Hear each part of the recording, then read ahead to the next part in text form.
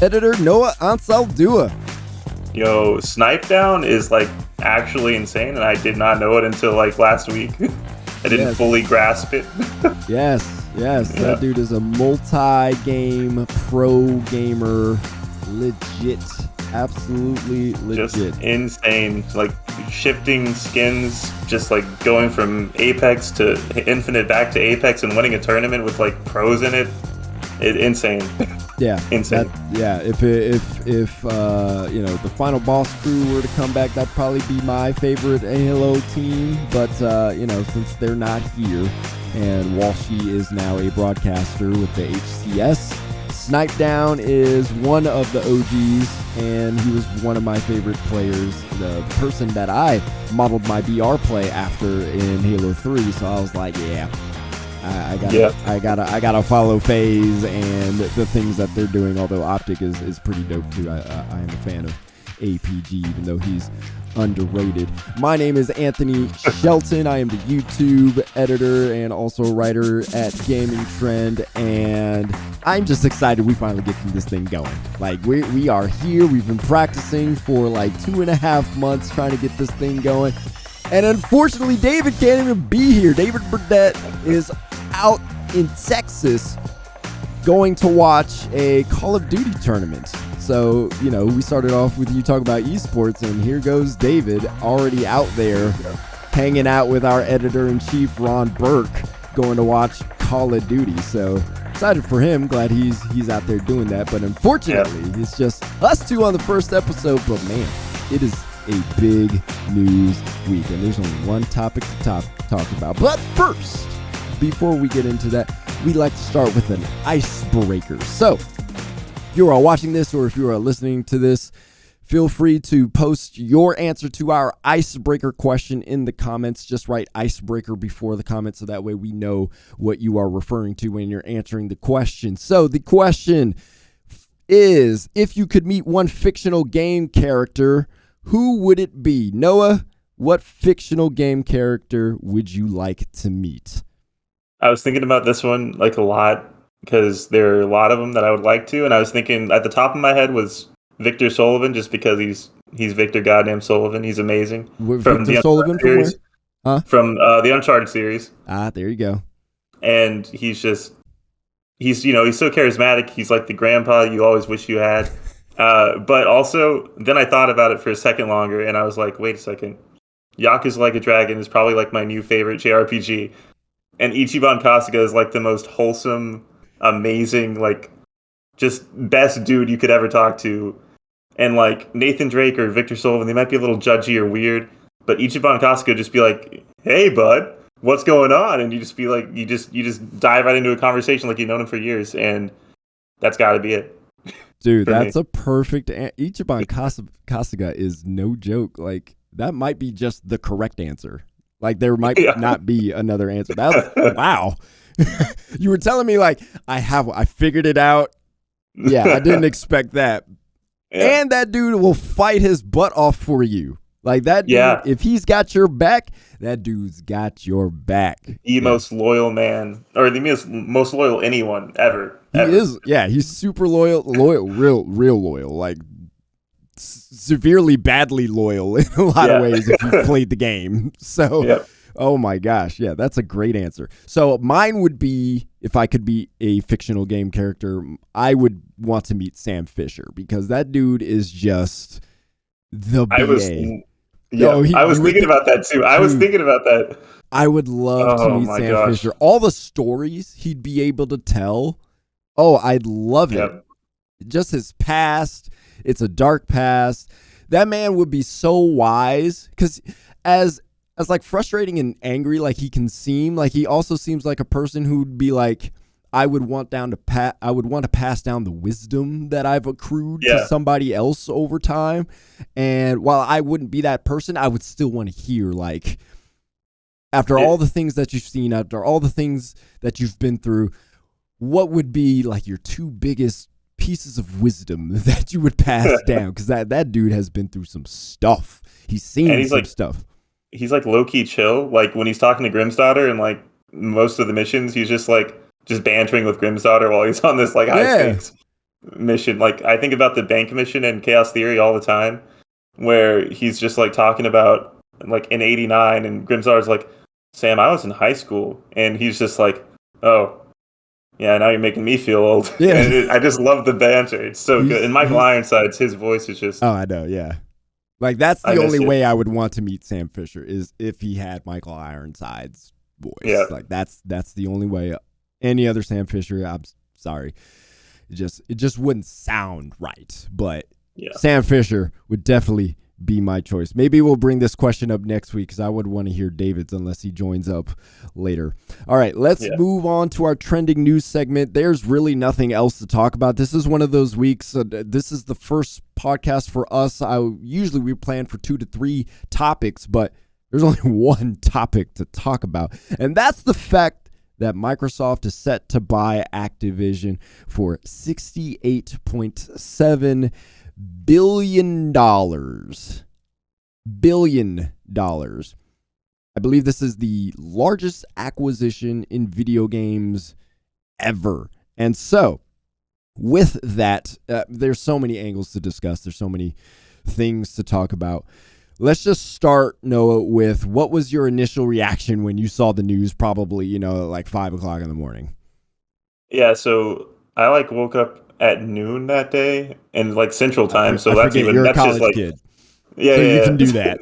Yeah, and so it was just like hours after this had dropped, and I was like, no, there's no way, like this is fake, like this is like there were no rumblings that I had heard of, like that this was even happening, and just it's like all of a sudden the biggest acquisition in gaming history. I was like just floored. I was just floored. Just reading everyone's takes on Twitter, I was like, this is insane. Yeah, Like, yeah, I woke up, I think it was like 7 in the morning, and checked my phone. I have a bad habit of doing that, but this time it was like, oh, I forgot who I saw the tweet from first, but it wasn't the official tweet from any of the news sites or Phil Spencer or anything like that. It was somebody's reaction to the news, talking yeah, about something about Microsoft buying Activision, and it wasn't for the number or anything else like that. So I was like, wait a minute, what are you over here talking about Microsoft buying Activision? So then I scroll down my feed and I see Microsoft buys Activision for 68.7 billion or 70 billion, is what a lot of the sites were saying. And yeah. I was like, yo, like what in the world is happening? Who would have thought Microsoft would have bought the largest third-party publisher on the planet? Like you said, there were no rumblings. It was something I did not expect. We all speculated it. We all had fun with the idea. Oh, what if Microsoft bought Activision or Ubisoft or, EA or whatever the case may be, although Activision always seemed to be the one that could always be bought. But I don't think any of us actually thought that would ever actually happen because Activision was so big and they made so much money. They didn't need to be bought out by anybody else. But of course, understanding the whole situation with Activision Blizzard, probably the door opened.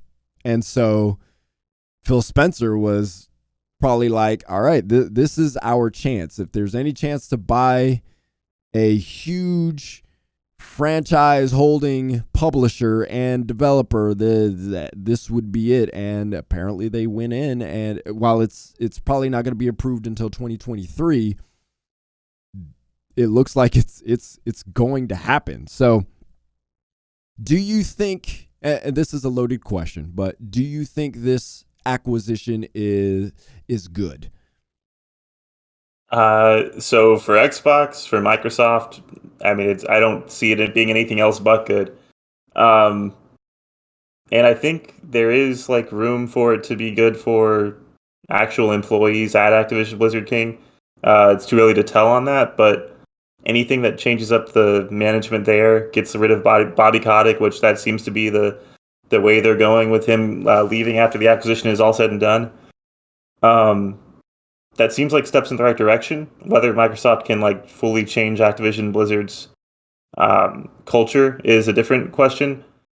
But I do think that a good move for Microsoft, and I think that in general in the gaming like sphere of the market, I don't really see it as like a negative. I don't see it as like dampering, I don't know, like innovation or like sort of I don't see it as like the big like this is Microsoft becoming a monopoly. This is bad for the industry as like a whole.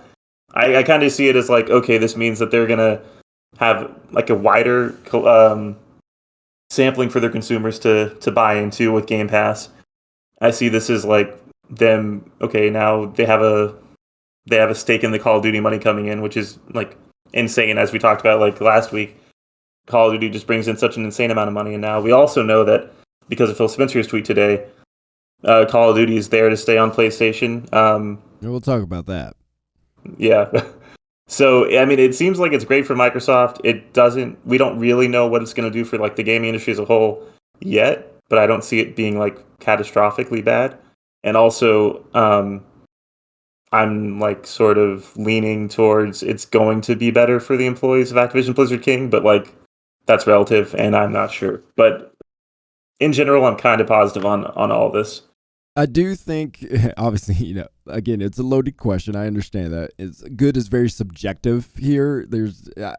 Is it good? Sure, yeah. For certain people, again, like you mentioned, for Xbox fans, yes, it's good for sure. You get more to work with. We finally got something that is ours and is big and is huge, and you add it to Game Pass, it adds more value. And I say we because me as a Game Pass subscriber, like I'm a big fan of Game Pass and I love what it does, and I love how easy it is for me to play so many different games. So yeah, for myself and other Game Pass subscribers who are into it's a huge win. I'm not going to buy another Call of Duty. I'm done buying Call of Duty. I've been done buying Call of Duty.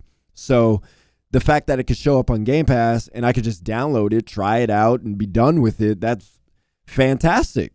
And I'm sure that would be fantastic for Microsoft. On the other hand, it could be good. It could be good for workplace culture. We don't really know what goes on in Microsoft Game Studios. Obviously, there were problems with Halo Infinite. We saw people leaving. We don't know necessarily why they were leaving during production. We don't know how crunch worked during production that much. We know there's problems with the Perfect Dark development. So we don't really know the nuances of how Microsoft Game Studios could improve what's already been going on with Activision Blizzard King. But it seems like it's at the point with Activision Blizzard King that anything else would be better than what's already been going on. You know what I'm saying? So like I feel like we don't know the extent of the improvement. We don't know if it's going to improve at all, but I feel like anything but what they were with would be better than that. So on the bad side, though, I feel like everything is very speculative because this is a huge purchase, and that's what a lot of people are looking at this as. It is a huge, monumental purchase. I think on the level of one of Disney's bigger purchases. Was it 20th? Yeah. Was it 20th Century Fox? That was. Yeah, that's a $71.3 billion acquisition. So I thought it was more than that. Okay, so 71.3. So yeah, this is one of the largest just entertainment acquisitions out there. I don't know how much. I forget how much Disney bought Marvel for, but I feel like it was probably more than that. But so this is just a huge acquisition. Is there a problem with that? Yes, there's potential problems with that, because if Microsoft can clearly throw that kind of money out, clearly, obviously, we know they got a lot of money to work with. So what else could they do? That's always a factor. What else could they do? We want to make sure that they can't do any more. But I don't think they need to do any more. Activision alone doesn't have a huge catalog of games that sell a lot. You got Call of Duty. If you include Blizzard, you got World of Warcraft. You had Overwatch. And that's pretty much it. Like, I'm not saying Diablo isn't a big selling game, but it's not as big as Call of Duty. It's never been as big as World of Warcraft, and Overwatch is showing itself to be huge. So there's not a lot to work with when it comes to Activision. I mean, you look at what Activision was producing. They finally did something with Crash Bandicoot after a while. They haven't done anything with Spyro. Right. So it's been Call of Duty.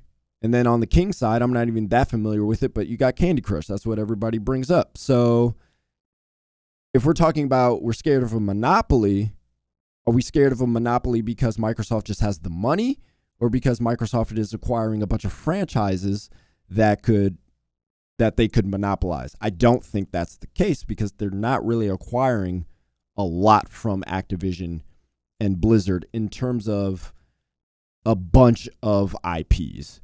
So I think we're safe from a monopoly on that standpoint. On the money standpoint, yeah, that's where it gets a little scarier. But I just don't think Microsoft is looking to spend that much more money after spending $7 billion on ZeniMax and $70 billion on Activision. Everybody say, oh, what if they buy Ubisoft? What if they buy EA? I don't think they're looking for any more major acquisitions. Yeah. Call of Duty is all they need at this point. Even if it didn't come with Overwatch, even if it didn't come with Diablo, World of Warcraft and Call of Duty alone, like those two can hold it down. So, yeah, for sure. My next question would be, will Call of Duty and the other IPs become exclusive? So I think Phil Spencer's tweet kind of gives us what we need from that, like about Call of Duty specifically, because the tweet is very like, this is Call of Duty, like this is not everything. And like, while he's not like explicit about that, that is the implication that like, okay, we talked about Call of Duty, we didn't talk about anything else, so everything else might be off the table for PlayStation. Let me read that quote before you go on. So Phil Spencer put out a quote. He said, had good calls this week with leaders at Sony, and you can find this on Twitter at Phil Spencer's Twitter account, which I believe is Xbox P3. So I had good calls this week with leaders at Sony. I confirmed our intent to honor all existing agreements upon acquisition of Activision Blizzard and our desire to keep Call of Duty on PlayStation. Sony is an important part of our industry, and we value our relationship. All right, go ahead. Yeah, so I think that right there just kind of tells you, okay, Call of Duty's for sure going to be there, but everything else might be in flux. Overwatch 2 might not release on PlayStation. Diablo 4, when it eventually releases, might not be on PlayStation. And I think what I'm interested in going forward is the new IPs that, I don't know, that Xbox might let Activision make like underneath, or that Xbox might let Activision Studios, rather, that have been working on supporting Call of Duty this whole time, might be able to make. Like Treyarch, Beanox, and like High Moon have all made some games like on their own that have been pretty great. Also, Vicarious Visions, which has now been like subsumed into Blizzard, made some really great stuff on their own. And even as like a part of Bungie's team, they worked on some of the best content in Destiny 2 that you can no longer play. If David was here, he would be sure to hammer that in. Oh yeah. But like Vicarious Visions, there's a lot of talent there that I feel like has just been kind of stagnant because of the way Activision structured their work and sort of put it all into Call of Duty. And I hope that now, like with the Xbox money and with the Xbox oversight, that is just not the status quo doesn't just stay the same. Because I feel like they have a lot of potential. And Beanox made some of like the greatest Spider-Man games ever before, like, you know, Spider-Man PS4 came out, which just created like a whole new paradigm in which to view those games. But Beanox really did put in some great work with Spider-Man games, and I feel like they could do something either similar or like just flex their muscles a little bit. Like I feel like every single one of these studios could. And that's interesting to me, especially if those are Xbox exclusives. But yeah, I just think that the Call of Duty thing, you need that. You're not going to let go of all that money on PlayStation. I think it's a little bit different from like the Bethesda stuff because, okay, those are like kind of more niche, even though Skyrim, like everyone plays Skyrim, but they are a little bit more niche because they are RPGs and like first-person shooters are king. We know that. So it does make more sense to put the big moneymaker on both systems. but I think you can definitely like make some room for these smaller studios with that. I'm that quote Phil Spencer put out was very, very, very carefully worded. And I'm not entirely sure it means that Call of Duty will stay multi-platform. But at the same time, my thinking is, and a lot of people have said this, Call of Duty, the singular game will be exclusive, and Warzone will be the one to remain multi-platform. Now, the way it's worded, all existing agreements upon acquisition of Activision Blizzard and our desire to keep Call of Duty on PlayStation. Desire implicates that it may not happen. Yeah, but if we want could, it to happen. we'll make it happen. What I'm thinking is, I do think to a degree, Phil Spencer isn't twisting words to... Obviously, he's not trying to convey too much because the acquisition hasn't actually happened yet. So we have to keep that in mind. Right. However, I do think there is a sentiment that he wants to keep it multi-platform, but Sony has to agree to the terms Microsoft will present. And I think one of the terms Microsoft will present is, and I think this is completely natural, that Call of Duty will obviously end up on Game Pass, but all purchases of Call of Duty outside of Game Pass, outside of Microsoft, obviously Microsoft will have to get money from that. So Sony would have to agree to that because obviously Microsoft owns Activision.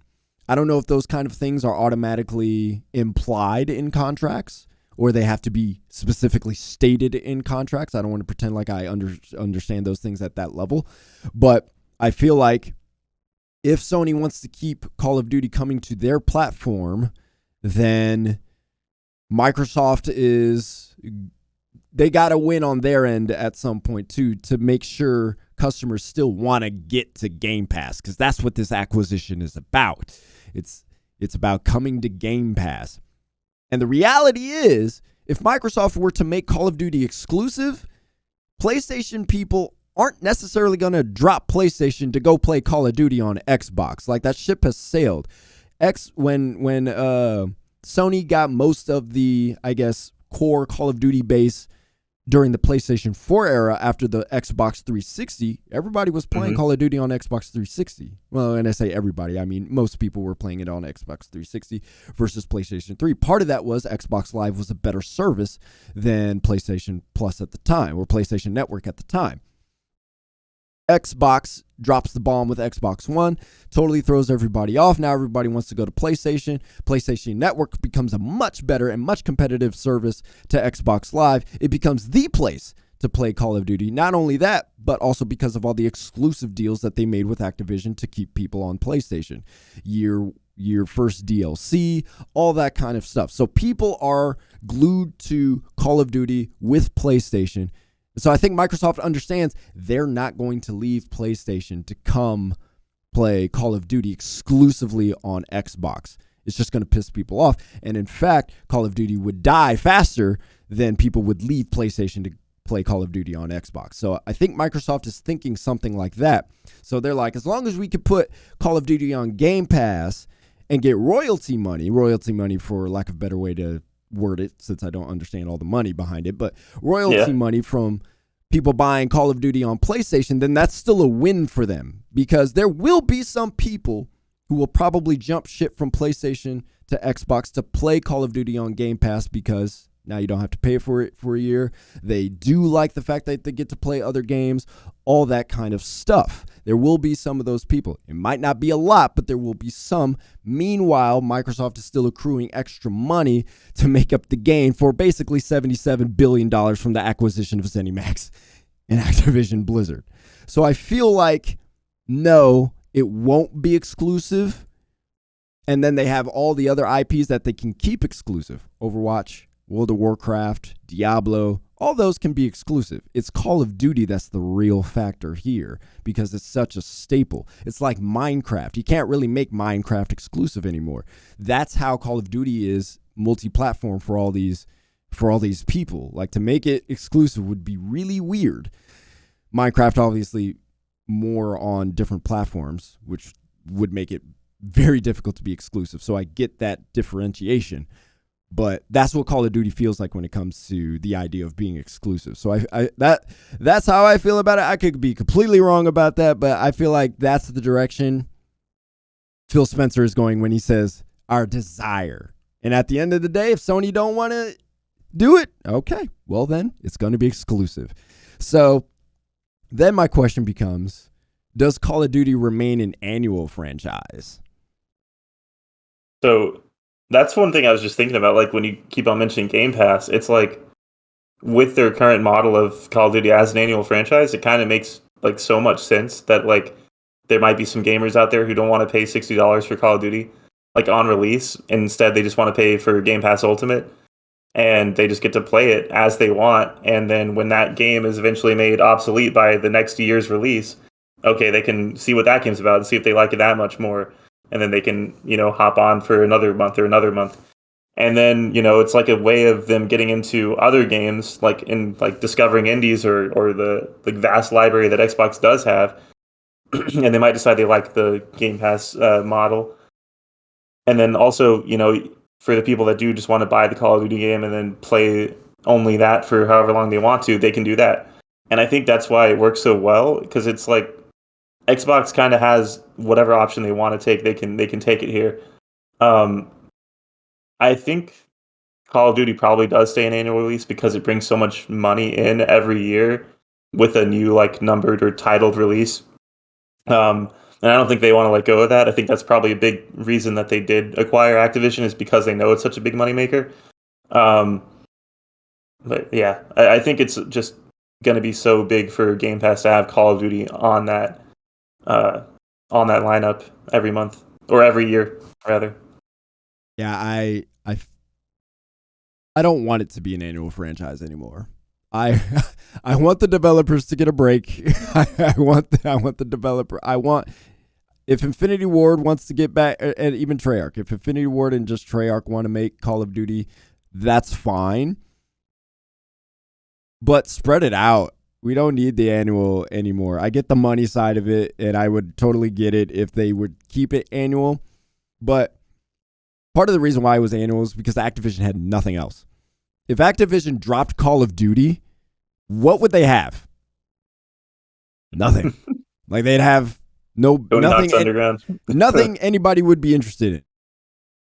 And so it doesn't need to be this annual billion-dollar game, multi-million-dollar game that sells every single year. Now, under Microsoft, since they got so many games, 30-something games, I think 32 different IPs that they own now between ZeniMax and Microsoft Game Studios and now Activision Blizzard, they can spread all these exclusive games out, let Call of Duty breathe a little bit, bake in the oven a little bit longer, and then they could create something even better than what they could produce in 2 to 3 years, depending on the development cycle that's currently going. Yeah. So I would hope not. But money talks. So yeah, it's probably going to remain annual. That's the best way Microsoft is going to earn money. That's the best way they're going to continue to get Game Pass subscribers per year if each Call of Duty remains something that is enticing.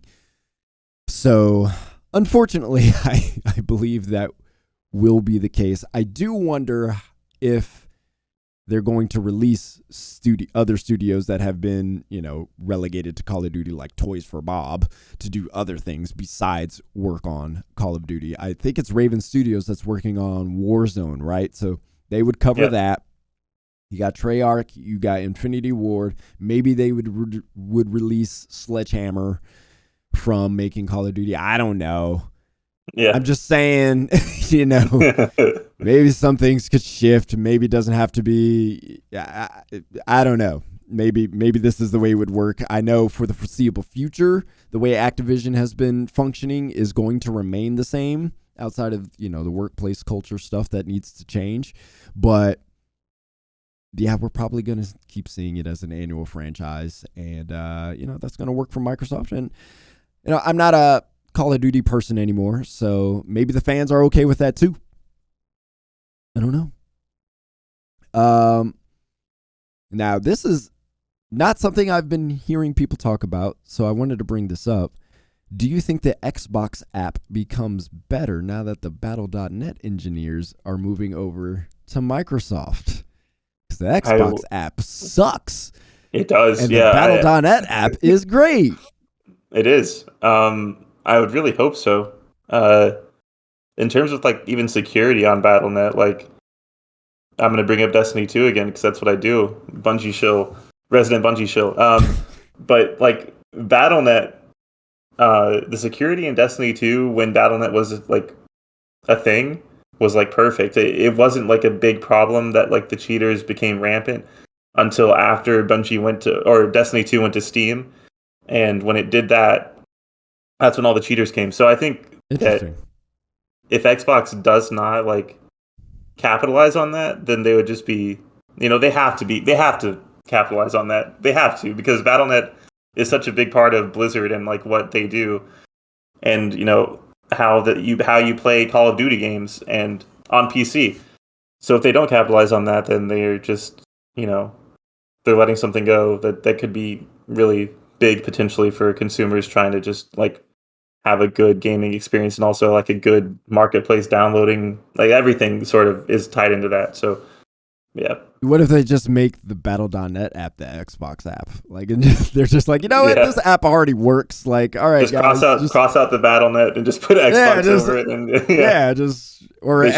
Battle.net brought to you by Xbox or something. Like they should 100% do that. I feel like that would be better. Just kill the Xbox app and make the Battle.net app the Xbox app, and then you could find everything. Obviously, that'd be a huge UI rework because you got all the Game Pass Ultimate stuff you got to work through, but I feel like that would be way better option than sticking with the Xbox app, because that thing, I have a friend who we're playing Nobody Saves the World, which just came out. He plays on PC, so I had to download it on the PC, and I was scared too, because I was like, I don't even know if this is going to work, because Halo Infinite didn't really work that well. Halo Master Chief Collection didn't really work that well, and some other games didn't work that well. Other games kind of did work, so it's kind of hit or miss, and that's really annoying when you're trying to download games. Battle.net, not a problem. Yeah. Not a problem at all. All right, we only got a few minutes, so I'll skip my next question. And what franchise should Xbox bring back? I don't know. I don't know if this is even like a possible. Pipe dreams are okay. But I think you got to get Beanox on Sunset Overdrive 2. Ooh. And that's ridiculous. Wait, no, Sony owns that. Sony owns Sunset? Yeah, they own the like IP. I know Insomniac made Sunset Overdrive, but they made that under Xbox. Yeah, but they acquired the rights to Sunset Overdrive, so yeah, Insomniac. That's ridiculous. That's so Insomniac owns the rights again to Sunset, or Sony does. So yeah. Dang. Okay. Yeah. Get back to me on that. What about you? So I think I would bring back Spyro. That's it. A lot of people want Spyro. I think that would be an easy win, to get people into Game Pass, get people excited again about the possibilities of Xbox exclusivity. And like a good 3D platformer is a good game. Like people still enjoy the 3D platformers, and I think a modern Spyro would work pretty dang well. Graphics, you look at Ratchet and Clank. Like, think about what Sony has with Ratchet and Clank. Imagine if Microsoft had a 3D platformer of their own that looked as beautiful and played as well as a Ratchet and Clank. Spyro the Dragon can provide that. It's always been a very solid 3D platformer. So I, as a platformer fan myself, that's what I would want to see. Do you think of anything yet? Do I need to talk more? Guitar Hero? Guitar Hero or Tony Hawk's Underground. Those are great games that I loved. Tony Hawk's Underground specifically actually would be great because I loved that game. I grew up playing the first one, like on my PS2, and Underground brought like it actually made me care about the game because like I don't care about like just doing flips and tricks for the sake of it, but like having that story in Underground is pretty cool. Um, and I don't know, I think people like that. I think there's a lot of love for that franchise, and I think people like sort of flaked off of or bounced off of like Riders Republic maybe because it didn't have a story that was engaging enough. And if you have like a Tony Hawk's Underground new title, that might be it. That might be the secret sauce you need. That's I forgot about Guitar Hero. That just slipped my mind. I think Guitar Hero fell off because it got so expensive trying to get all the peripherals all the time. Right. But yeah, I don't know if there was a way they could just dance Guitar Hero in some way without it being so expensive. I think Guitar Hero would be a great franchise to bring back. Game Pass Ultimate. You only have to pay $15 a month and then get your guitar, and then you're set. Yeah, but I think the problem was like as graphics and everything got better. No, the peripherals were cross compatible. They just made better ones, right? Is that how it worked? I forgot. I think. Am I thinking of? Yeah, Rock that might Band? have been it. Like, I mean, it just depends because like for Guitar Hero specifically, all you need is the guitar, and then like the drums and everything else is kind of like just extra. But like, I think for the most part, you can still like use like an Xbox 360 one, like just and keep going, keep using it because it should just be the same as like any Xbox 360 controller, which you can keep using. It should be. But I'm not sure. I like the sound of that. That sounds like it could be viable. And then, of course, you got all the new songs coming out. Oh, yeah. Yeah, that should work. They should make that work somehow. And then just scrap the Guitar Hero Live stuff and like go back to the good Guitar Hero because I don't like live. Yeah, I don't know. I don't know. Subscription services seem to be in. Like Just Dance has gone the Just Dance Unlimited route with their subscription service. So I feel like it would be appropriate to have a subscription service in Guitar Hero rather than not. But yeah, I don't know. Yeah. That's too high level business for me. I don't have a pulse on the Guitar Hero fans anymore. So, all right, We're going to move into our What Have You Been Playing segment, but we're going to do it a little bit differently. We're going to play Apples to Apples. And if you are familiar with Apples to Apples, you know that game is basically... Huh? This would work if we had David, but we only have one person, so we only got one person. Just gonna win. Either way, we're gonna do it. We're gonna do it regardless. Just to introduce it. So, but you guys know how to play Apples to Apples, I assume. There's the green card that the leader has, and everybody else lays out their red cards, and you're hoping that your card gets picked so that you get the point. So we're basically going to do that. It would work even better if we had David here, but he's out there doing his Call of Duty thing because that's what he does. So we're just going to play it anyway just to get things started. You too can play it as well. You can try to guess what we guess and, keep your own score if you're accurate. Be honest, though. All right. Noah, what have you been playing? I've been playing a ton of Resident Evil 5 in the past 2 weeks. Resident Evil 5. Okay. Resident Evil 5. Now, obviously, we're not going to keep score for this one, but I'm going to say scary, stereotypical, and mindless action. Which word would you have picked? I am going to go with stereotypical because... Man, there are a lot of stereotypes in Resident Evil 5. Like the first thing you do is drop into Africa, just the continent of Africa, and like it makes me laugh a lot because Chris will just refer to like, what does this mean for Africa? Like, bro, this is going to affect the whole continent. Like it probably is because we're talking about like BOWs and like biological weapons, but it's still just so funny. It's like because Africa is the largest continent. So it's pretty far reaching to think about one little area. Like, what is this going to do for Africa? Yeah.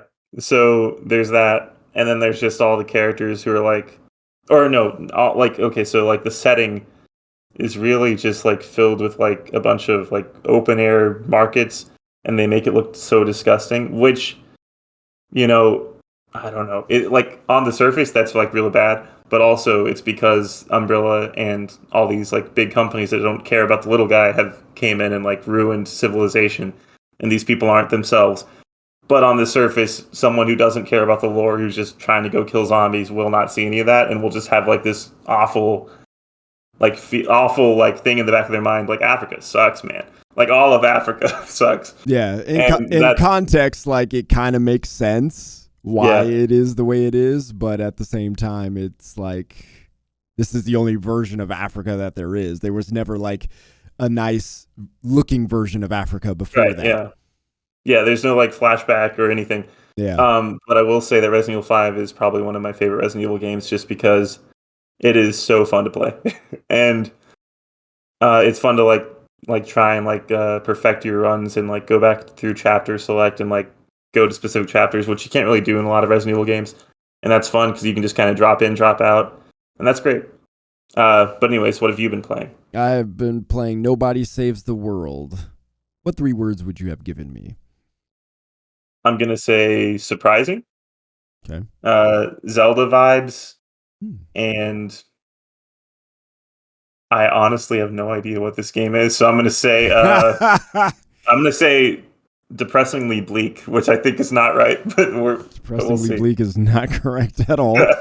It's actually it's got a dark humor about it, but I think, what was your first word? Surprising. I guess I'll go with Zelda-esque, even though that's not entirely accurate. So, it has the Zelda vibe in the sense of it's kind of a dungeon crawler-esque type of game, top-down view. It's an ARPG. So in that sense, it has a Zelda vibe to it, but it's an ARPG dungeon crawler, and it's super simple to pick up and play. And I think that's why it's hard to view it that way, because Zelda is not hard to pick up and play, but there's more complicated systems compared to Nobody Saves the World. And I like that it's so easy to just go. You just pick it up, you immediately, they teach you how to move, and you automatically figure out how to attack on your own because you just press a few buttons, and it's like, okay, and that's it. That's all you need to know. Like, there's like 3 attack buttons, you move, and you kill stuff. The draw of it is the different forms that you can transform into. And so as you level up one of your forms, you start off as this character who's just completely white, dark, blank eyes, and he can transform into something else. So the first transformation you're allowed to have is a rat. And that rat transformation allows you to get into different crevices. And it comes with, it comes with a poison effect for enemies that you bite. And the bite animation is actually quite funny. Like, it's just this scattering that's like super fast, and the teeth are all big so you can see it. And then some enemies and transformations have elements as well. So you'll have to, kind of do a triangle type of thing. This beats that or whatever. It's not really a triangle, but basically look for stuff that beats other things. And that's the whole game. Like, you spend your time earning new transformations, using those transformations to earn new transformations and to beat other characters. And you can use any other combination that you want until you have to use very specific things, either to beat enemies or to advance in a certain part of the dungeon. And so it's super simple to understand. Like, it's very difficult to misunderstand. But the gameplay is just a lot of fun. It's not easy to play. You are swarmed with all kinds of enemies, beatable, so it's not unfair, and it still remains challenging and makes you think, even in the simplest forms. But yeah, I'm really loving this game. Like, it's by Drinkbox Studios, the ones who made Guacamelee, so it's got some dark humor in it. It's got an art style I think is more akin to The Binding of Isaac. And it is surprising. That's for sure, but it's surprisingly fun for how simple it is. So I like that game a lot. All right. So the last thing we like to do before we close things out is tell y'all what we're working on. So Noah, what you working on for Gaming Trend? What do we have to look forward to? I'm gonna be working on a review for. Can we just like give the titles of them of the Uh, games? Is it NDA'd or embargoed? I don't know. I'm gonna be working on a few reviews coming up. All Not right, yet. there we go. I don't have them in my hands yet. Yeah. Okay. Um, but I will. I mean, I'm the Destiny guy. So what do you think I'm gonna be reviewing soon? Okay. And Well, there then you go. it's not under embargo. It's gonna come out. It's gonna be released, and then I'm gonna play when everyone else plays it. So for sure. There's that, and then I'm gonna be reviewing another game coming out a little bit before then, and I can't wait. Okay. Couple of reviews. Is it indie or AAA? It's indie. Okay, cool. No, indie's something to look forward to. I am working on some tactical Halo Infinite videos. I will be analyzing the games that I play and telling you what not to do because I'm only at Diamond, which is one rank off of Onyx, and so I'm not experienced enough to tell you what to do. So I'm going to tell you what not to do. I can tell you that. So there's a lot you can learn from what not to do, It's like the parent talking to the child. They'll tell you what not to do. Don't touch the stove. It will burn you. Don't put your finger in the car door. You'll get your finger what not to do. Don't be afraid to chase your dreams. Don't be afraid to chase your dreams. Okay? So, what not to do. So there you go. So that's it for us on the inaugural episode of the Part-Timers Podcast. Next week, we'll have David back, and then we'll have the full team ready to go. We might also get some thoughts from him on this whole Microsoft acquisition as well, since he hasn't had his say on it. But appreciate you hanging with us. Again, if you want to comment on anything, leave a comment. And if you are in particular responding to the icebreaker question or even the Apple stuff, just mark it somewhere in the comment. Just put icebreaker or apples to apples, so that way we just can quickly know and respond to whatever goofy answer or response you got, and enjoy that. So thank you for watching or listening, and we'll talk to you later.